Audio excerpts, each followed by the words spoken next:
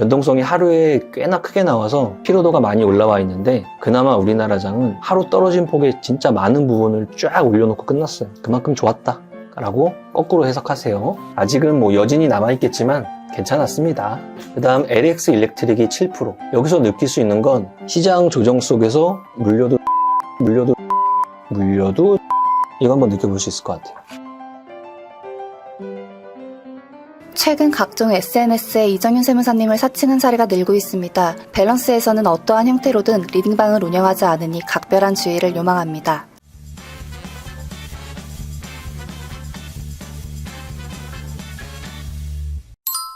몽당님. 안녕하십니까? 안녕하세요, 몽당님. 라이씨. 네, 뭐 하고 계세요? 오늘 뭐 다이나믹 했죠? 네. 요새 계속 다이나믹해요. 어제는 어흥하고 이겨먹더니 오늘은 그 자리를 더 많이 깨고 내려가더니 변동성에 정신이 없습니다. 근데 변동성의 원인을 한번 생각해 봐야 돼요. 오늘 변동성의 원인은 뭐였죠? 전쟁. 전쟁. 뭐 한 단어로 말하면 전쟁. 근데 그 안에서는 이스라엘이 이란을 뭐 본토 내부를 타격했다 뭐 이런 소식이었던 것 같아요. 근데 오후장 돼서 이런저런 추가적인 소식들이 나오면서 조금 잦아들고 있죠.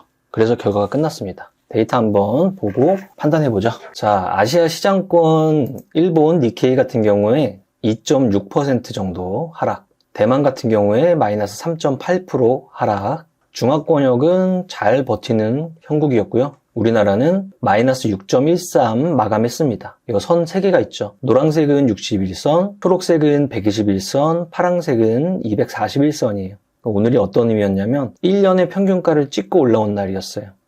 장중에 어디까지 변동이 걸렸냐면 마이너스 3.08% 하락한 2553까지 찍고 올라왔습니다. 그럼 비교해보면 일본이나 대만이랑 우리나라랑 세 개의 아시아 시장권 내 비교하면은 우리나라가 오늘은 반등이 제일 셌고요.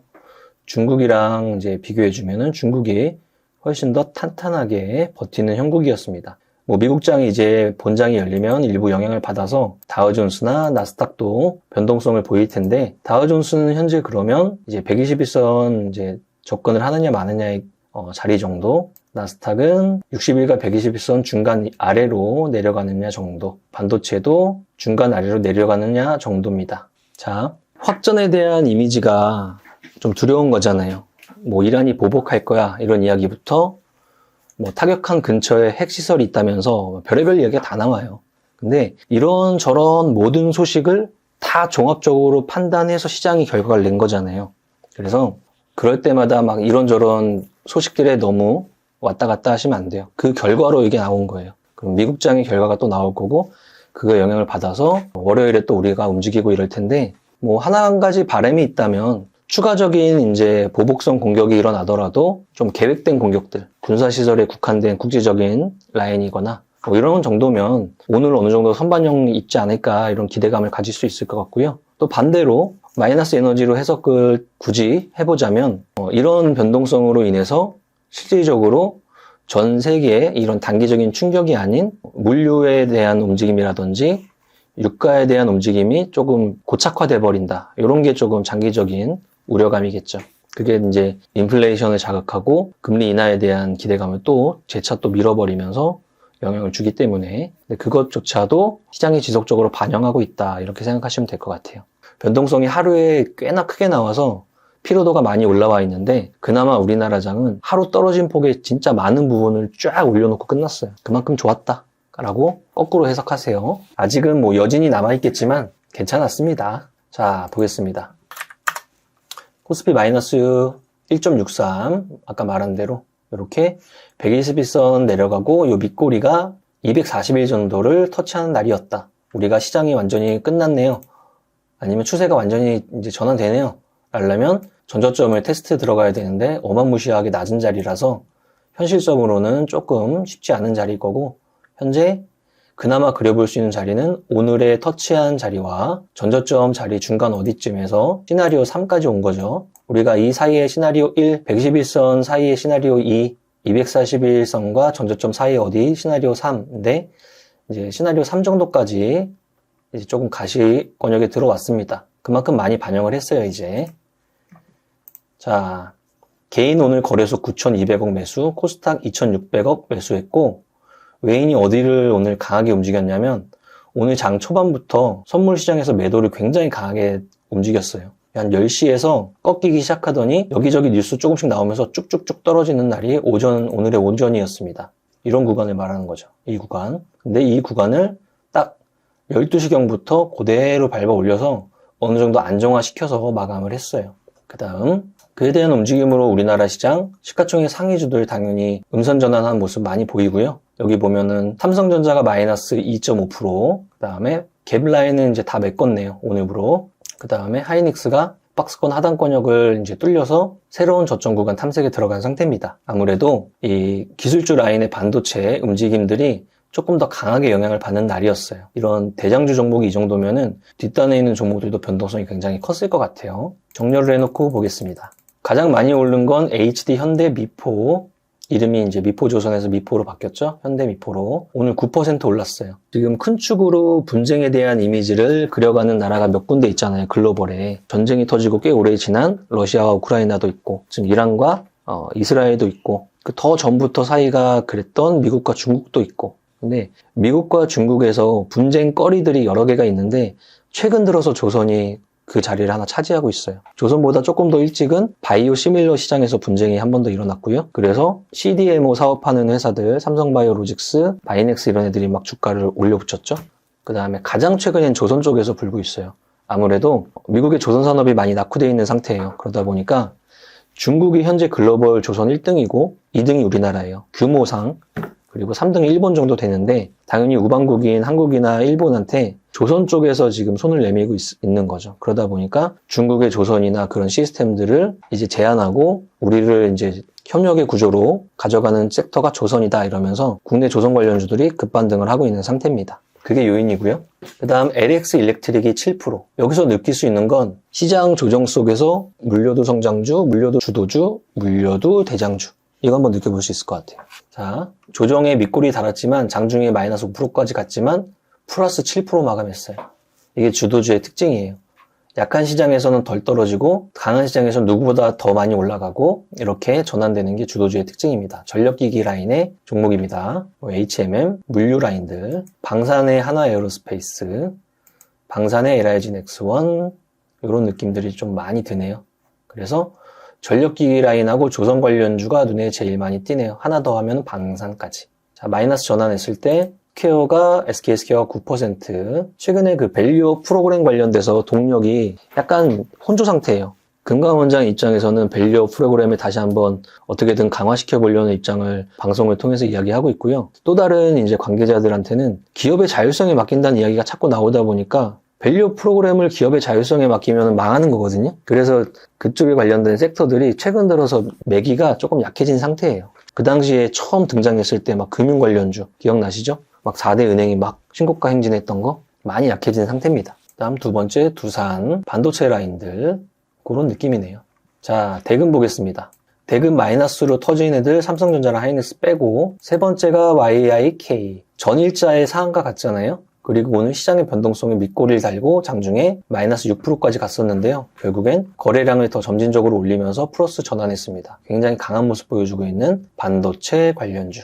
여기서도 느낄 수 있는 게 물려도 성장주, 물려도 주도주, 반도체 업종 그런 거 느껴볼 수 있네요.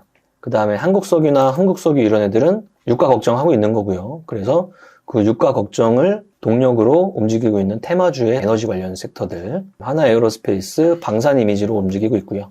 제주은행은 은행주가 안 움직이던데 넌 왜 이래? 약간의 테마성 품절주 성향으로 금리가 인하가 흔들리니까 제주은행이나 푸른저축은행 같은 애들이 테마성 움직임을 보여주고 있는 거고요. 전력기기, 그다음 흥하해운도 물류 관련주로 분쟁의 이미지로 움직이는 섹터. HD 현대일렉트릭 전력기기 섹터. 이구산업 원자재 비철금속 엄청나게 오른다면서요. 저 구리 관련 사업자예요. 하면서 움직이는 sek터. 한미반도체 마이너스 4%. 지금 21선을 과거에 이렇게 통통 건드렸던 자리들 있죠? 여기 한번 있었고 오늘 밑꼬리로 한번 건드렸어요. 그래서 잘 닿지 않는 선이긴 해요. 주도주에서. 그럼 거꾸로 21선을 잘 지지하면서 움직이면 달라진 게 크게 없는 박스권 영역에서 변동성이 일어나고 있는 상태인데 거꾸로 생각해 볼 건 이거예요. 잘 닿지 않는 선을 이제 몇 번에 걸쳐서 닿는다면 이란 질문을 한번 던져봐야 돼요. 그러면 주도주 안에서도 템버거가 난 섹터는 조금 더 찌글거리고 뒷단의 움직임 순환매만 더 일어나는지 한번 체크해 볼 타이밍이 되는 거죠. 아직까지는 오늘의 이 변동성 안에 단 거는 의미를 너무 크게 두지 마시고, 만약에 변동성이 잦아들었는데도 21선을 자꾸 터치하려고 한다, 여러 번 터치한다 그러면서 한미 반도체를 둘러싼 수급들이 변화를 한다 하면은 조금씩 이제 생각을 정리해 주면 되겠죠. 다음 현대차, 알테오젠 그 정도입니다. 중동에서 뭔가 에너지가 안 나왔다고 하고 시장을 만약에 해석해보면 그냥 좀 많이 떨어진 날이구나, 이 정도 느낌인 것 같아요. 탑30 오랜만에 탑30이 상한가가 없어요. 오늘 가장 많이 오른 게 21%입니다. 한국석유, CNR 리서치, J2K 다 개별주 라인이고 4개 중에 2개가 에너지 관련 섹터의 테마성 움직임. 중앙에너비스도 에너지로. 그래서 굉장히 재밌잖아요. 중앙에너비스 주유소 하는 회사예요. 전쟁 나면 움직여요. 그러니까 유가 막 등락하면 움직이고. 그러니까 이용하는 축으로 생각하시면 돼요. 거꾸로 이런 애들이 계속 주도적으로 탑30에 계속 걸리고 있으면 시장 에너지가 안 좋은 거죠. 다음 빅텍, 아무래도 시가총액이 작은 방산주다 보니까 중동 이미지 세지면서 장중에 21%까지 갔다 왔네요. 다음 금속 라인들이 다수가 들어가 있고요. 비철금속, 구리나 알루미늄 이런 애들. 최근 원자재단의 특징은 비철금속 라인은 조금 추세 강화를 하면서 가격을 올리고 있고요.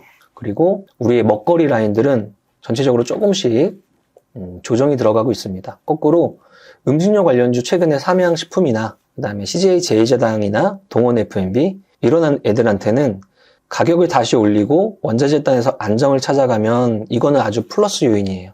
근데 최근 들어서 마이너스 요인이 이제 고민해야 될 게 저런 이제 분쟁 때문에 전 세계 물류에서 변동이 생기면 그건 마이너스 요인이죠. 그건 또 비용이니까. 그래서 호재와 악재가 혼조되어 있는 상태인데 만약에 추세적으로 원자재단의 음식료에서 해당되는 섹터의 콩, 옥수수 이런 것들이 하향 안정화 들어가면서 단기적인 이미지로 이런 분쟁이 해소가 돼버리면 물류도 점차 안정화되면서 음식료 관련 애들이 가격 올리고 원자재 떨어지는 사이클이 들어갈 수도 있으니까 공부 차원으로 그쪽도 한번 볼 수도 있을 것 같아요. 그 다음 포트폴리오 차원에서는 한쪽에 요만큼 담당하는 정도로 제일제당부터 동원 F&B, 삼양식품, 농심은 언제 반등하지 이런 이미지로 그쪽 섹터도 한번 체크해 볼 수 있을 것 같습니다. 그러면 30종목 중에서 좀 몸통으로 사업으로 올라온 것들이 있을까요? 라고 물어본 질문을 딱 던지면은 정말 많이 안 보입니다. 오늘은 웬만한 것들이 다 분쟁 때문에 올라오고 그런 것들이 다수가 들어가 있는 상태예요. 지수는 하루에 3%까지 찍고 반 정도를 회복하면서 끝났지만 탑30 시장은 아직까지는 정상화되진 않았습니다. 그만큼 추가 여진에 대한 우려감들이 또 아직은 좀 이제 상존해 있는 상태예요. 근데 오늘 벌써 오전에 마이너스 3%대의 1년의 평균가까지 우리는 찍고 내려왔기 때문에 월요일장에 만약에 데이터가 아니면 주말에 이란의 추가적인 어떤 것들이 나와서 우리들을 또 위협하면은 오전에 우리가 경험했던 라인 정도를 다시 한번 경험하는 축 정도면 되지 않을까 정도로 생각을 해보고 있습니다. 그리고 이런 악재가 나오면 이게 확대 재생산되기 마련이에요. 내가 여기서 한 대를 치면 저기에서는 10대 쳤다 그러거든요. 그래서 그런 수많은 이제 확대 재생산되는 것들이 우리 주위에서 얼마나 우리에게 빠르게 많이 영향을 미칠 수 있는 환경이냐고요. 엄청난 소식이 텔레그램에서 실시간으로 업데이트되고 유튜브에서는 그런 소식들이 쏟아지고 뉴스에서는 계속 소식이 나오고 막 이러니까. 그런데 아까 말했듯이 초반에 그런 모든 소식들이 종합돼서 나온 게 오늘의 결과치인 거예요. 그래서 소식의 정보에 민감하지 말고 데이터에 민감해야 되는 게 우리가 할 일입니다.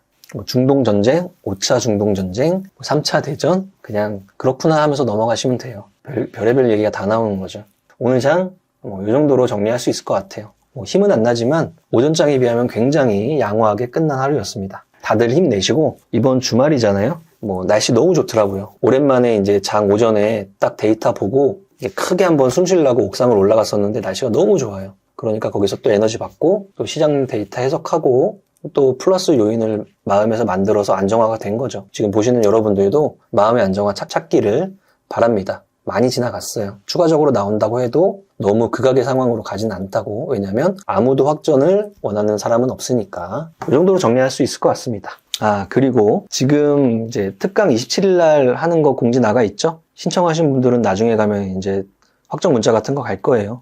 저 보시면 아시잖아요. 오늘 시장 엄청나게 등락했죠? 그럼 제 계좌도 엄청나게 등락했겠죠? 근데 오후장 돼서 보니까 양전 많이 했어요. 똑같아요. 이런 장의 특징도 내가 어떤 전략이나 타이밍을 가져가는지에 따라 거꾸로 누군가한테 기회가 된단 말이에요. 그렇죠? 오늘 이거 보시는 분들도 만약에 선물하시는 분이 있으면은 하방의 압력이 세질 때마다 중첩으로 시장에 반등 에너지를 넣으신 분도 계시고, 말 그대로 막 선물 매수를 중첩하시는 분도 계시고, 풋옵션 매도를 중첩하시는 분도 분명히 이 안에 계실 거예요. 그거 아니면 V자의 오른쪽을 기다려서 한 번의 매수 이후에 물타기가 아닌 대기 상태로 계신 분도 있고, 그런 거 하나하나가 모여가지고 시장 데이터가 매일 급변하는 장에서 내가 기준을 잡아나가면서 행동을 하는 거예요.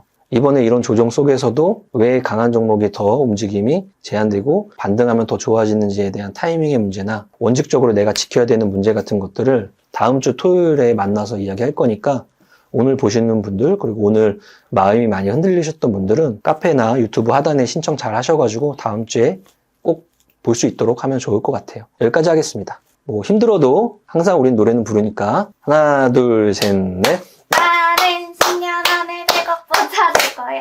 화이팅! To survive the stock market, we need to learn our ways. I see you. 아, 더워. 에디트까지 해야 돼? 세금 신고 부탁드려요. 알겠습니다. 세무사는 거둘 뿐. 세금 신고 완료. 마구 마십 성공했어. 아, 죽을 뻔했네.